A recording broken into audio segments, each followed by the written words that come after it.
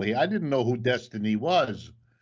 And the idea that someone who has a real name would rename himself Destiny struck me as somewhere between 3 and 3.5 years of age in terms of maturity. But in any There case, was. And my question is why? Let me give you an example. No, I don't One need of an the example. most No example. successful- We have this definition. Okay, I just want to hone in on this definition. Okay, my question is why would any individual ever invest in a company that doesn't have a fiduciary responsibility to their investors? So, for instance, in your world, if I were to buy 20% of a co-op, their workers tomorrow could say, you know what? We're all bored. We don't want to do this anymore. We're going to move on. We're shutting the business down. And now I've just completely lost out on my investment because they have no responsibility to me because I have non-controlling shares. If the only shares you're selling are non-controlling, why would any private investment ever come in knowing that that co-op never has an obligation to make a profit or return a dividend to the investors? There's many companies listed on the stock exchange right now that pay no dividends to their investors here in the United States. It's a normal part of our stock No, market. absolutely not. They might not pay What are you talking about? I'm talking about capital markets 101. They might not pay a dividend, but then you're badly misinformed. I'm not bad. I promise you, the foundation of the stock market in the United States is a returning of capital to the people that are the ones doing the investment in companies. Now, it might be the case, as you correctly point out. Absolutely. It might be the case. Really. Yeah, really. You're unaware. Most of the most dynamic companies in this country are selling stock to people to whom they have no responsibility, legal or otherwise, to give them a dividend ever. You're not obligated to do any of that. You have a fiduciary responsibility to your shareholders. Of course you do. If you take my advice, I teach these courses. If you read what fiduciary responsibility means, it's an abstract generalization. It can be easily demonstrated in thousands of legal cases. Millions of kids have been on hormone blockers, really? I'm sure someone's going to fact check me on that, but my guess is that we're into the millions now at this point. Yeah, that would be my guess. I can say for double mastectomies, I read a report recently that there were over 1,000 done between 2016 and 2019, and when you compare that to how many were done between 2008 and 2015, it's a massive increase. And over 1,000 girls had gender-affirming double mastectomies in that time frame. And when you say girls, you're talking about prepubescent? Right, minors. And that's just up until 2019. And then we know that there's been this exponential increase with all this stuff year over year. So it's a lot. It's too many. Having this happen to one kid is way too many. It's a lot more than one. I think that this shouldn't be happening to. It's a very small number, if that's right. It says over the last 5 years, there were at least 4,780 adolescents who started puberty blockers and had a prior gender dysphoria diagnosis. This says it's kind of undercounted, but that would be a big undercounting. Less than 1,000 people a year. Yeah. Yeah, I mean, I would guess hundreds of thousands at this, but I could be wrong. Million sounds great. Yeah. Am I a racist white liberal? Well, let's go back. And let's say, I will say this, that many people in the party are not aware of their own racism. Let's go back to an early part of this conversation where you said to me, are you concerned about the color in the White House? Why would you ask me that question?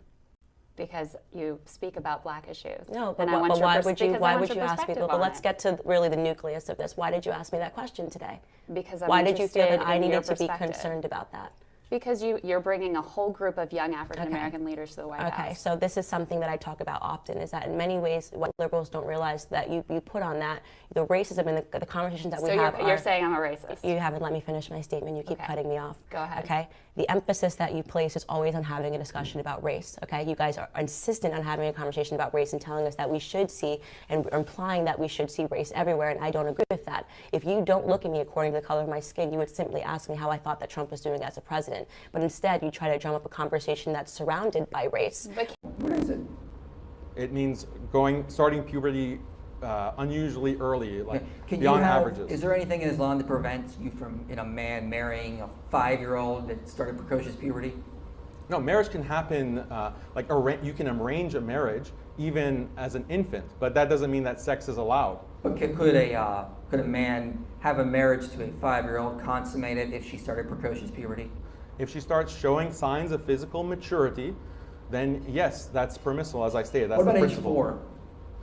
if there are signs of. So this is something that becomes biologically impossible because precocious I have puberty, a study there are that shows no. it goes as early as 11 months. All right, well, that's something that the parents would not. See, the thing about Islamic marriage is that parents are involved at these ages. And when you look at the marriage of the Prophet, peace be upon him, to Aisha, her parents were involved. And so she was not living with the Prophet, peace be upon him, even though she was married to him. So the parents have oversight.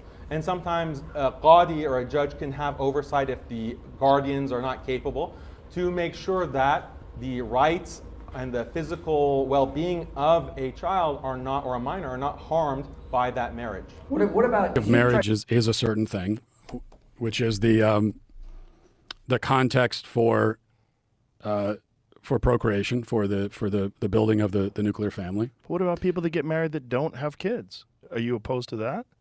What if they get married, they decide, you know what, we don't need kids, I'm going to get fixed, you get your tubes tied, let's travel the world? Well, what do you mean am I opposed to it? I mean, I think that every married couple should be open to life. But what if they don't want to? Are you opposed to them being married? If marriage is only for procreation and to bond a family together, what about people that are deeply in love that never want to have children? I don't think it's not only procreation, but that is one of the fundamental definitional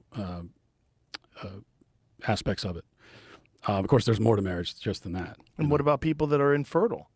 They fall in love and they realize that they can have babies. And they don't really necessarily want to adopt. Is that okay for them to be married? Because then by definition, marriage falls into a completely different thing. Because then it's a bond of love. It's a union of love.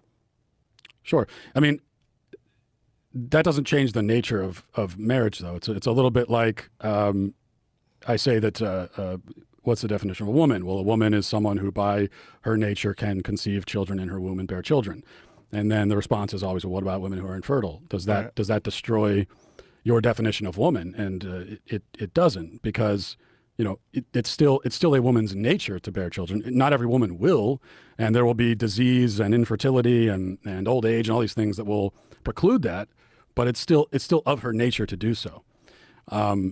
And I would say the same thing for marriage. I mean, it is natural in a marriage for procreation to occur. It's not always going to happen in reality, though, but that's still one of the natural functions of marriage.